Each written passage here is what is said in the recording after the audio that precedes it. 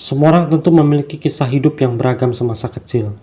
Ada yang kisah hidupnya bahagia, dan ada kisah hidupnya yang masa lalunya suram. Dan tentu siapapun pasti akan mengingat masa lalunya itu sebagai kenangan terindah yang akan dikenang seumur hidup dan tak akan terelokkan dengan apapun. Tentu akan menjadi cerita berharga atau aib hidup yang memang perlu dikunci ataupun perlu diceritakan sebagai pelajaran kepada siapapun, baik diri sendiri atau orang lain, agar tak terulang lagi di kemudian hari.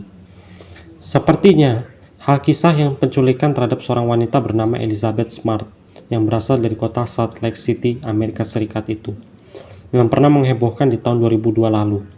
Lantas seperti apa ceritanya sampai dia begitu mengabadikan semua kisahnya dalam sebuah memoir berupa buku karangan yang berjudul My Story?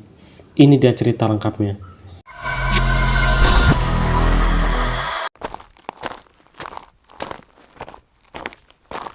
Smart memiliki nama lain Elizabeth Gilmer, yang merupakan putri dari pasangan James Gilmer dan Olivia Gilmer yang lahir pada tanggal 3 November 1187, yang kini telah menjajakan kaki di usia 36 tahun. Tentu pernah mengalami kejadian pahit yang tak akan dia lupakan seumur hidupnya, yaitu pernah diculik oleh sekelompok pria yang katanya mengikuti sekte sesat, diantaranya dua orang bernama Brian Missel dan Wanda Brace. Sebelumnya, Brian Missel ini merupakan seorang pengangguran yang menghabiskan waktunya untuk menjadi nabi palsu. Dia berpenampilan seperti Tuhan, ini dengan rambut breok panjang, breokan, mengenakan jubah putih yang menjadi ciri khasnya. Brian Missel sendiri lahir pada tanggal 18 Oktober 1153, yang dimana dia merupakan anak dari Mormon. Mormon sendiri artinya aliran Kristen yang percaya terhadap restorasi Zionis terhadap orang suci zaman akhir. Tapi aliran ini baru berkembang di Amerika Serikat sepanjang tahun 1820.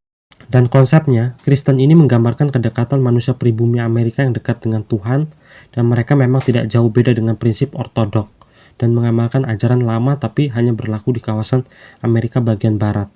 Seperti mungkin kalau di dalam Islam, seperti Islam kejawen dan sebagainya.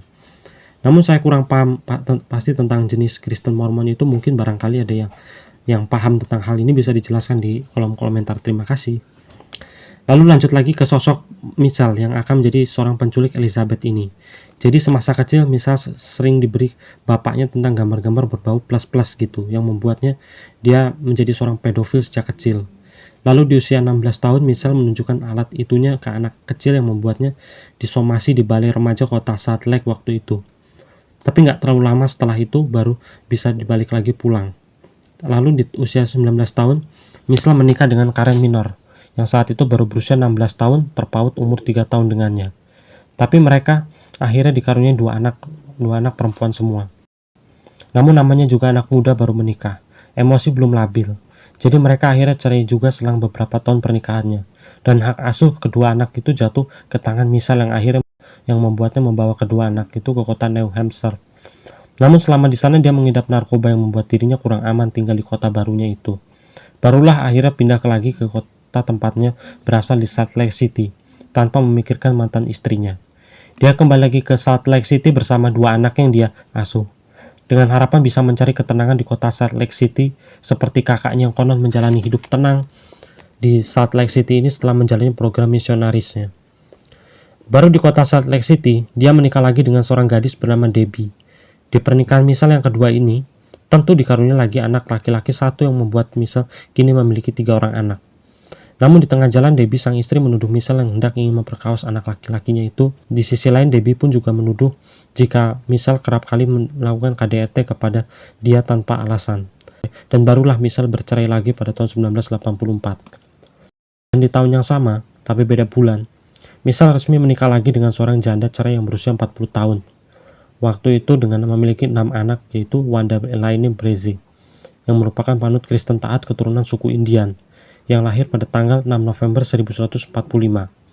Itu juga konon dianggap sedikit psikopat oleh anaknya.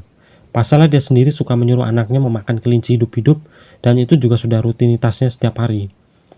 Namun Missel dan Brace tetap menjalani pernikahan mereka di gereja Otza, yang dimana mereka juga aktif menjalani peribadatan di gereja yang sama. Dan karena mereka berdua merupakan pengangguran yang harus menafkahi 9 anaknya, yang merupakan gabungan dari Missel dan anak dari Brace, maka mereka pun menggagas ide gila, yaitu ingin menjadi Tuhan. Ide ini memang lucu, tapi mereka tidak sadar diri kalau mereka itu siapa. Tujuan mereka mengakui dirinya sebagai Tuhan agar mereka bisa mendapatkan banyak pengikut. Dan di situ mereka bisa mendapatkan banyak pundi-pundi dari umatnya, baik dari bantuan maupun dari doktrin. Awal mulanya, Misal mengubah penampilannya dari berewokan di dagu lalu memanjang di sepanjang pipi. Dan itu dia tidak mencukurnya. Begitu juga rambut, yang semula rambutnya biasa saja mendadak menjadi gondrong, dan dia janji tidak akan mencukurnya sampai memiliki banyak umat.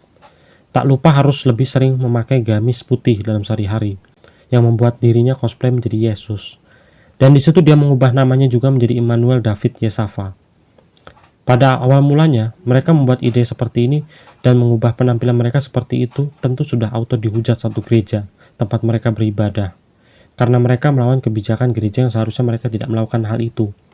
Lantas atas kegagalan hal ini, mereka pun beralih pandangan yang semula fokus mencari umat, kini berganti mencari wanita muda yang bisa diajak jadi budak agama mereka. Entah mereka mungkin sudah terlanjur psikopat atau gimana, saya sendiri kurang tahu. Dan sejak saat itu mereka menetapkan siapa korban pertamanya. Disinilah permainan mereka mulai menculik warga kota Salt Lake itu sendiri, yaitu seorang gadis bernama Elizabeth Ann Gilmer atau Elizabeth Smart. Elizabeth Smart yang berasal dari keluarga penganut gereja Kristen akhir zaman, seperti Misal, tentu membuat Misal mengenali siapa kedua orang tua Elizabeth. Kedua orang tua Elizabeth adalah orang kaya raya yang dermawan, yang dimana bapaknya sendiri merupakan pengusaha real estate, sedangkan ibunya adalah seorang ibu rumah tangga yang aktif di organisasi gereja. Tentu rasanya tidak canggung jika Misal dan Brace menculik putrinya itu karena keduanya sudah saling kenal sebelumnya. Dan Elizabeth saat itu dikenal sebagai pribadi yang lugu, polos, lucu, dan juga pemalu. Semasa SMP di Bryant Intermediate School, Elizabeth juga merupakan anak yang aktif di gereja dan juga pemain musik harpa yang kerap kali mengisi acara pernikahan atau pemakaman yang berlangsung di gereja Rotunda Capitol di kota Salt Lake. Selain itu, konon Elizabeth juga aktif dalam lomba balap kuda lintas alam dan juga pelari jarak jauh yang terkadang mengikuti sebagai partisipan. Dalam lingkungan sekolah, Elizabeth dikenal sebagai siswa ambisi dan juga cerdas. Namun dia sedikit lugu dan tertutup. Ini yang menjadi motivasi bagi Misal dan istri untuk menculik gadis itu, mungkin karena sosok gadis ini merupakan gadis tertutup, yang jarang berkomunikasi dengan siapapun.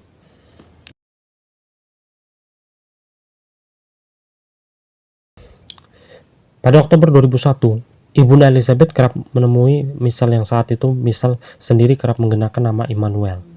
Misal sempat menawarkan diri untuk bekerja di halaman rumah Elizabeth, dengan modus penawaran kerja apapun yang dirasa mampu. Lantas Ibunda Elizabeth pun memberikan dia pekerjaan sebagai tukang bersih teras rumah sekaligus tukang servis atap rumah. Dan pada akhirnya Misal pun menyetujui hal itu, dan mulai bekerja di rumah keluarga Smart di Federal Heights, kota Salt Lake. Lalu di tahun berikutnya, di tahun 2002, Misal masih bekerja di rumahnya keluarga Smart dan terus memantau aktivitas sehari-hari anak dari keluarga itu. Di situ dia sudah menetapkan hati ingin menculik salah satu dari 6 saudara tersebut, di mana Elizabeth sendiri memiliki 4 saudara laki-laki dan 1 saudara perempuan. Namun Misal putuskan untuk menangkap anak perempuan yang paling sedikit bicara di keluarga itu, yaitu Elizabeth Smart. Lalu pada hari Senin tanggal 4 Juni 2002, kedua orang tua Elizabeth sempat menghadiri ke acara penghargaan kelas sekolah menengah Bryant. Namun mereka datang terlambat. Namun sebetulnya di acara tersebut kerap mengumumkan jika Elizabeth berhasil mendapatkan penghargaan di bidang sekolahnya. Dan saat kejadian tidak terjadi apa-apa di antara mereka. Barulah pada hari Selasa 5 Juni 2002, tepat pada dini hari, Misal memulai aksinya dengan memasuki pintu kamar belakang dan segera memasuki kamar tempat Elizabeth tidur. Kebetulan keluarga Smart memiliki 3 kamar tidur di rumahnya, di mana 1 kamar tidur untuk 1 orang tua, 1 kamar untuk keempat anak laki-lakinya, dan 1 kamar tidur untuk 2 anak perempuan mereka. Kamar tidur anak perempuan ada di bagian belakang, dekat lorong, yang membuat Misal dengan mudah masuk ke dalam kamar tersebut. Di dalam kamar, Elizabeth juga tidur dengan adiknya, bernama Mary Catherine. Di situ, akhirnya Misal memulai aksinya dengan masuk lewat jendela belakang. Ketika Misal hendak memasuki ke dalam kamar, Elizabeth tersadarkan jika ada seorang pria menggunakan jubah putih berrok tebal, berambut gondrong, berumur antara 30-40 tahun, dan memakai topi golf hendak berdiri sambil menunjukkan pisau ke arah wajah Elizabeth. Sedangkan Mary yang berada di sebelah Elizabeth berpura-pura tertidur walau dia sadar ada orang masuk ke dalam kamarnya. Namun sebelum hendak menculik Elizabeth, Michelle mengaku jika dirinya bukanlah maling atau perampok bahkan teroris, melainkan seorang pengkhotbah agama yang menjadi juru selamat bagi Elizabeth. Entah Elizabeth sendiri sudah dihipnotis oleh Michelle tentu menjadi tanda tanya besar. Pasalnya Elizabeth berhasil dibujuk rayu dengan berdiri meninggalkan kasur lalu berjalan mendekati Michelle. Lalu Michelle pun memegang tangan Elizabeth, tapi di tengah jalan kaki Elizabeth tersandung kursi, yang membuatnya spontan berteriak, "Aduh!"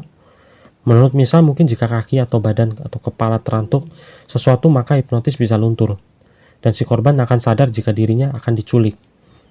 Tapi Michelle dengan cepat bilang begini, "Sebaiknya kamu diam aja, dan aku tak akan menyakitimu," ucap Michelle dengan nada lembut. Tapi Mary yang masih sadar segera menyambarnya. "Kenapa kamu melakukan itu?" Michelle dengan tenang segera menjawab lagi, dengan tuturan yang sopan jika ini semua demi sebuah penebusan. Lalu entah dibalik perkataan itu dia selingi ilmu hipnotis yang membuat seketika Mary menjadi pikun dan tell me dengan apa yang sudah terjadi. Akhirnya di saat Mary linglung seperti orang bingung, di situ Michelle segera membawa Elizabeth keluar jendela. Akan tetapi, sepertinya hipnotis yang disumbur dari Michelle kepada Mary tentu tidak terlalu kuat. Pasalnya dengan cepat Mary segera sadar diri dan segera berlari menuju kamar bapaknya dan mamanya. Namun yang anehnya di situ dia seperti bingung lagi dengan apa yang terjadi. Mungkin dirinya sudah dibuat lupa. Mary mencoba mengingat lagi dengan setengah sadar, sembari menceritakan itu semua di hadapan James dan Olivia Gilmer selaku orang tua mereka. Mereka yang saat itu baru berusia 9 tahun menceritakan dengan setengah pikun akan Mary yang saat itu baru berusia 9 tahun menceritakan dengan setengah pikun akan kejadian yang barusan dia alami. Di tengah samar-samar ingatan, Mary masih bisa menyadarkan jika sang kakak Elizabeth hendak dibawa oleh seseorang tak dikenal. Namun James dan Olivia selaku orang tua tak percaya akan hal itu. Dikarenakan apa yang diceritakan oleh Mary, ini terkesan asal-asalan yang membuat James dan Olivia mengira jika putri keduanya itu tengah bermimpi. Lalu semua itu sulit dipercaya sampai kedua orang tua Elizabeth sadar jika ada bekas pecahan kaca di kamar anaknya itu yang meyakini ucapan Mary jika salah satu putrinya kerap diculik. Lalu atas kejadian tersebut, kedua orang tua Elizabeth tidak melaporkan langsung ke kasus ini kepada kepolisian. Akan tetapi mereka membuat sayembara penawaran sebanyak 250.000 US dollar atau setara 39 miliar jika dirupiahkan sekarang. Bagi siapapun yang berhasil menemukan Elizabeth maka akan mendapatkan bonus segitu. Namun mereka juga segera menghubungi Laura Recovery Center. Nah, sebelumnya Laura Recovery Center ini merupakan sebuah lembaga swasta yang dikelola oleh orang tua Laura Smither, yang dimana Laura Smither sendiri merupakan seorang gadis yang diculik lalu dihabisi di kota Friendswood, Texas pada tahun 97 lalu. Dimana setelah itu sang anak ditemukan dalam keadaan tak bernyawa lagi. Tentu atas kejadian ini memotivasi bagi orang tua Laura untuk membantu siapapun orang tua yang kehilangan anaknya agar bisa dicari sampai ketemu dan tidak lagi mengulangi kasusnya sebelumnya itu di mana mereka kehilangan anak. Organisasi sosial ini punya setidaknya 6.000 relawan yang terdiri dari anak muda, orang tua, dan pasangan suami istri yang siap diterjunkan suatu saat jika terjadi berita kehilangan anak. Mereka akan cari anak tersebut sampai tuntas. Dan itu jangkauan mereka berani cari ke seluruh negara bagian Amerika dari timur ke barat. Dan begitu juga dengan kasus hilangnya Elizabeth. Organisasi ini terjunkan lebih dari 2.000 relawan untuk turut mencari keberadaan anak pengurus gereja itu, di mana pencarian ini dilakukan dengan bantuan anjing pelacak dan juga pesawat.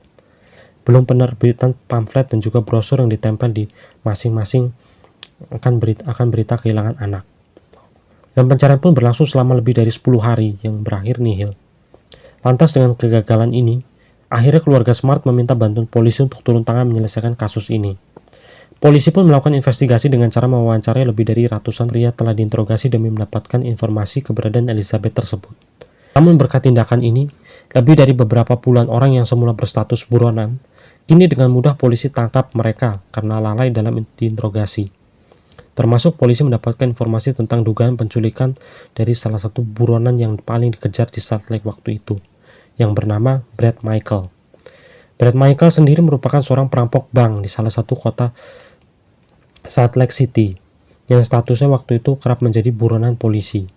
Namun berkat polisi menginterogasi pengantar susu waktu itu tentu memberikan laporan jika mobil Brad Michael berada di pinggir rumah keluarga Smart. Polisi sempat menduga 90% pelaku penculikan tersebut adalah Brad, walaupun rupanya kenyataannya tidak. Di sisi lain, polisi juga mendapatkan laporan kuat jika ada satu orang lagi yang dirasa mencurigakan terhadap penculikan Elizabeth. Dia bernama Richard Ritchie. Richard Ritchie kerap menjadi orang yang menarik untuk diselidiki oleh pihak kepolisian. Pasalnya Richard Ritchie sendiri pernah bekerja di rumah keluarga Smart. Akan tetapi Richard Ritchie pernah diidentifikasi memiliki riwayat pengguna narkoba. Hal ini polisi dapat menjadikan beliau sebagai tahanan rumah sementara waktu sambil menunggu informasi berikutnya. Namun sayang, Richard Ritchie ditemukan tewas di lapas pada Agustus 2002 akibat pendarahan di otak. Setelah menginterogasi lebih dari ratusan pemuda yang diduga kuat berada di sekitar Federal Heights, kota Salt Lake, namun polisi gagal menemukan keberadaan Elizabeth karena tidak ada bukti yang pasti dari saksi mata yang ada di situ.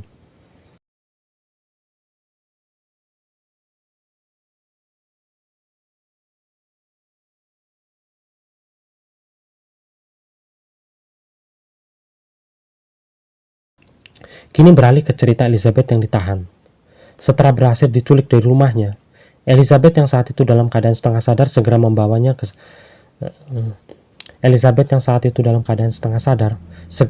ke sebuah hutan di luar kota Salt Lake.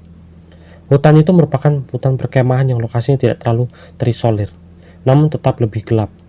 Setiba di hutan, Elizabeth bertemu dengan Brace yang merupakan istri dari Michael. Di situ dia kerap dibasuh kakinya oleh Brace, lalu Brace menyuruh Elizabeth untuk menggantikan pakaiannya dengan jubah putih.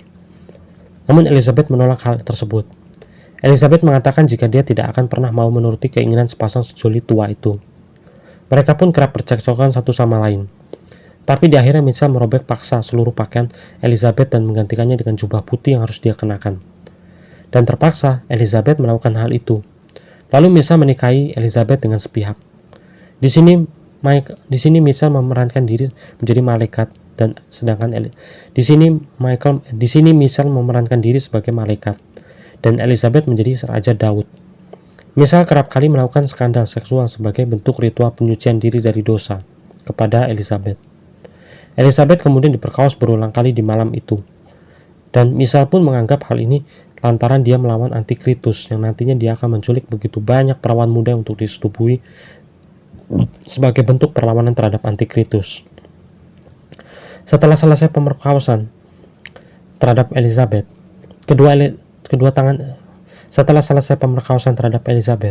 kedua tangan Elizabeth ia belenggu dengan kabel logam yang dia ikat di pohon. Sebelum akhirnya dia dibawa ke sebuah rumah kosong yang reot di sekitar hutan itu. Lalu selama di penahanan, Elizabeth disuruh untuk memilih nama sesuai ajaran Kristus, yang di mana pada akhirnya Elizabeth memilih nama sendiri yaitu Esther, sesuai dengan kitab perjanjian lama. Selepas memperkenalkan diri di rumah tahanan itu, Elizabeth mengakui di depan pengadilan jika dia hendak berulang kali diperkaos hampir setiap hari. Disuruh melihat majalah plus-plus, dan yang paling parahnya lagi yaitu mengancam membunuhnya dengan pisau.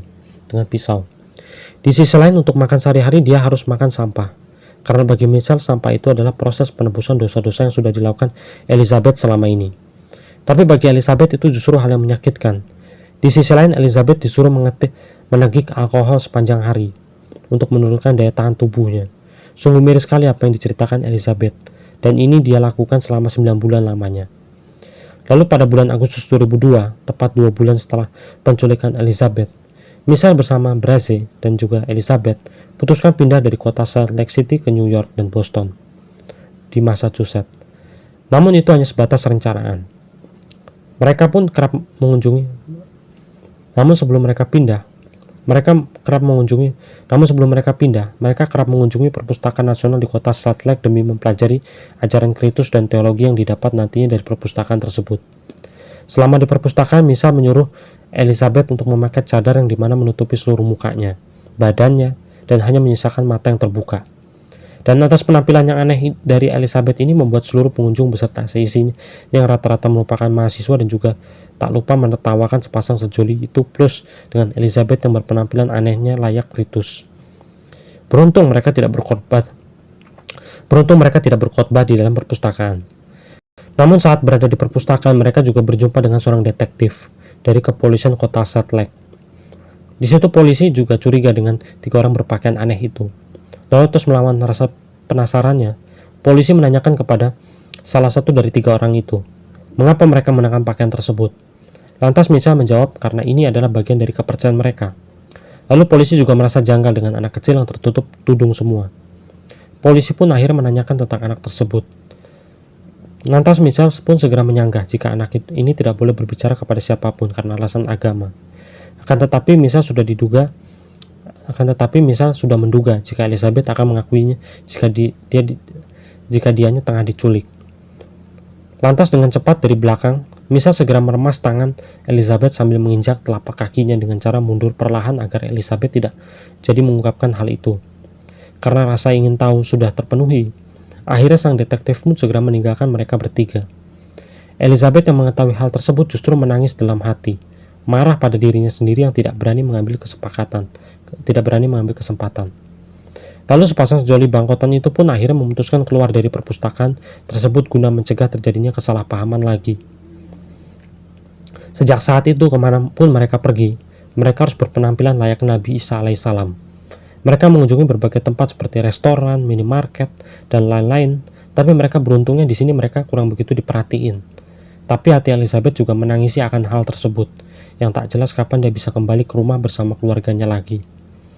Lalu pada September 2002, mereka pun memutuskan pindah ke kota San Diego di California. Selama di sini mereka kerap kali berpindah tempat ke sana-sini, karena mereka mulai melakukan aksi kriminal mereka yang dianggap meresahkan. Mereka pindah dari kota Lakeside ke Los Angeles, dan begitu juga seterusnya. Di pihak kepolisian dan juga keluarga Smart masih terus mengidentifikasi keberadaan Elizabeth, sekalipun hasilnya tetaplah nihil, karena tidak ada saksi yang dapat melihat kemana Elizabeth berjalan. Tentu di tanggal 17 September 2002, polisi sementara waktu menunda pencarian terhadap gadis itu, dan membuka memori 1 bulan lalu setelah detektif Ritchie memberikan informasi jika dirinya kerap menemukan seseorang mencurigakan dengan pakaian serba tertutup di sebuah perpustakaan, dan juga menggunakan pakaian penganut aliran ortodok.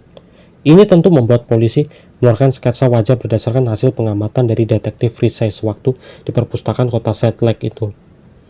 Namun 10 hari kemudian, tepat di tanggal 27 September 2002, polisi kota El Cajon, California menangkap seorang pria yang dituduh membobol gereja. Dengan mengambil sesuatu yang membuat pria itu harus ditahan selama beberapa hari. Kemudian dibebaskan dengan alasan kepercayaan.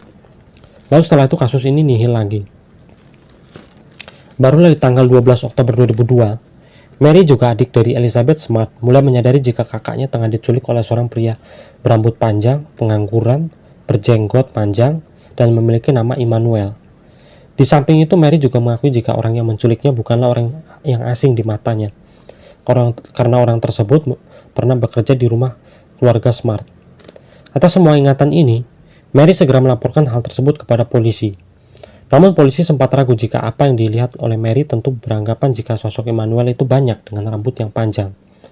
Namun Mary tetap meyakini sosok pria itulah yang menculik kakaknya. Dan pada akhirnya, pada 3 Februari 2003, bagi orang tua Elizabeth daripada menimbulkan perdebatan panjang dan polisi nantinya enggan menyelidiki kasusnya lagi, maka orang tua Elizabeth segera menyewa ahli sketsa wajah untuk menggambarkan sosok penculiknya. Dan pada akhirnya, berdasarkan sketsa wajah, polisi menganggap sketsa wajah ini mirip dengan hasil yang dibuat oleh dari detektif Ritchie beberapa bulan lalu, jika ciri fisik dan wajahnya sama. Maka polisi segera menetapkan sosok Immanuel dengan ciri seperti rambut panjang, berewokan dengan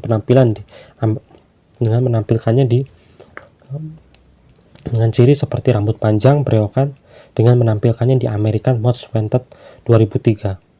Guna memberitahu siapa saja yang melihatnya, maka wajib melapor ke polisi.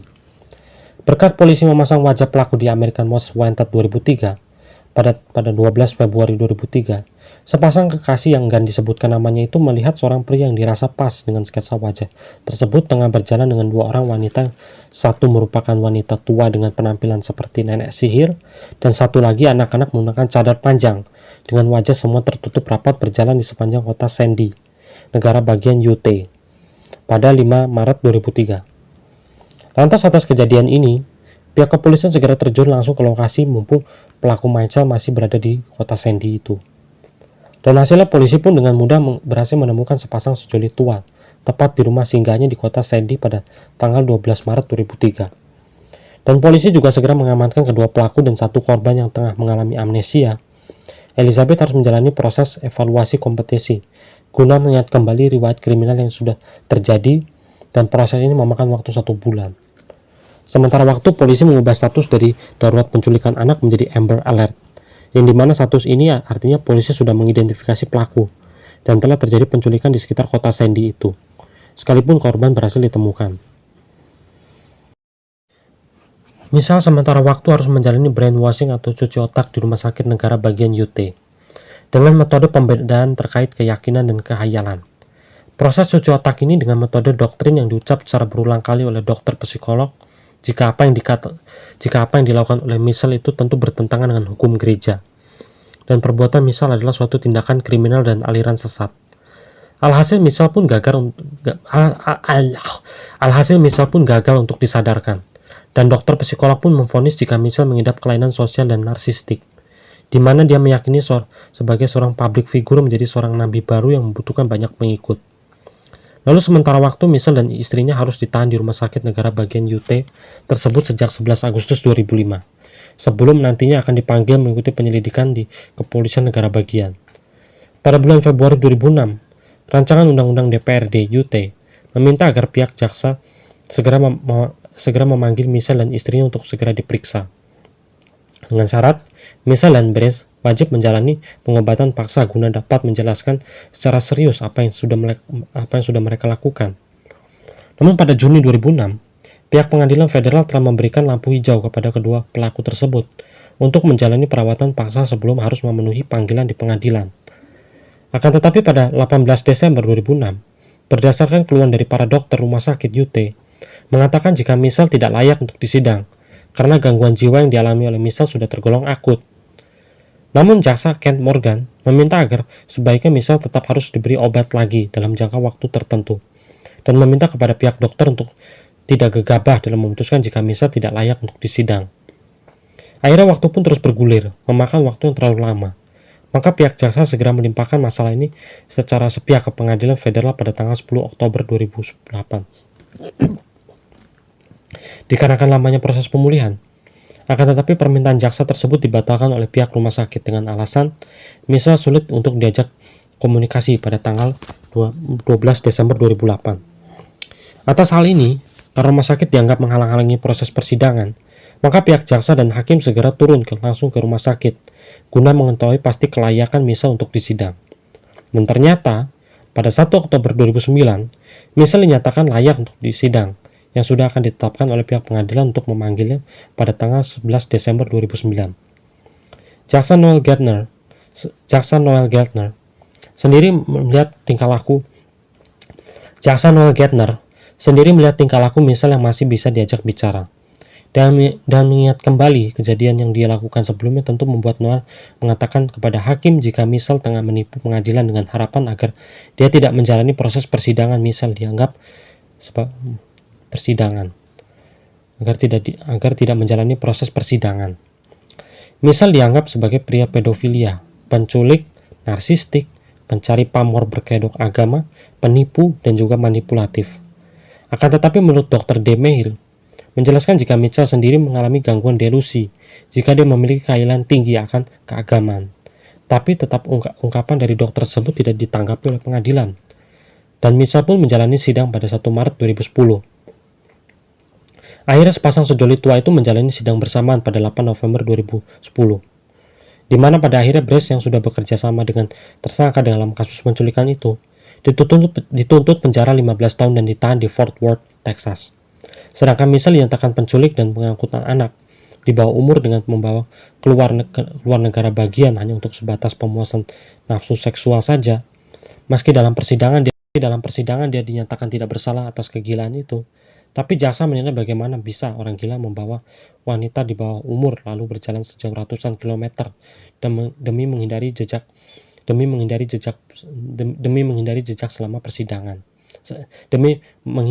selama penangkapan. Maka Michelle tetap harus menjalani hukuman penjara seumur hidup tanpa pembebasan bersyarat di penjara Terre Haute, negara bagian Indiana. Penjara ini dianggap sebagai penjara dengan sistem keamanan super ketat di negara bagian Indiana.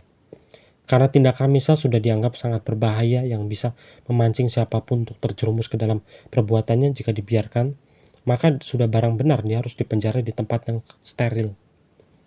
Dan kini Elizabeth Smart sudah tumbuh menjadi remaja dan dewasa, yang telah menjalani berbagai macam acara talk show yang menceritakan tentang kisah hidupnya dimulai dari penculikan hingga dibebaskan. Karena penculikan ini dianggap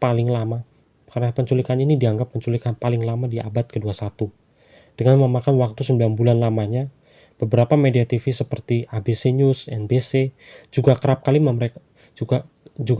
mereka memenuhi panggilan hal tersebut untuk diwawancarai tentang kisah hidup mereka. Di usia yang telah berkepala 3 ini, kini Elizabeth sebagai atas rasa syukurnya bisa diselamatkan dan kembali ke rumah berjumpa dengan kedua orang tuanya beserta saudaranya dalam keadaan yang baik-baik. Sebagai bentuk rasa terima kasihnya kepada Tuhan, kini dia mendirikan sebuah yayasan bernama sebagai bentuk rasa terima kasih kepada Tuhan yang kini dia mendirikan sebagai bentuk rasa terima kasihnya kepada Tuhan, kini dia mendirikan Elizabeth Smart Foundation, yang merupakan yayasan swasta yang bertujuan untuk mengedukasikan anak-anak di bawah umur agar tidak terpancing dengan orang yang tidak mereka kenal.